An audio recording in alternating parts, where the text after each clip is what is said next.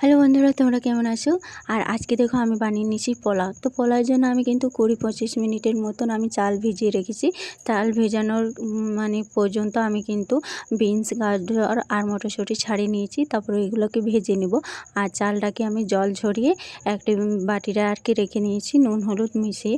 তো ততক্ষণ গাজর আর এগুলো একটু ভাজা করে নিই। তো এগুলো যতক্ষণ ভাজা হতে থাক ততক্ষণ ওটাও জল ঝরে যাবে, তাই না? তো দেখো আমার কিন্তু ভাজা হয়ে গেছে। সেই তেলে আমি কিন্তু দারচিনি এলাচটাকে ফোড়ন দিয়ে দিলাম। তারপরে চালটাকে দিয়ে দিয়েছি। দেখো কত সুন্দর জলটা ঝরে গেছে, তাই না? তো এটাকে একটু নাড়াচাড়া করে আর এই ভেজে রাখা বিনস, গাজর, মটরশুঁটি এগুলো দিয়ে দিলাম।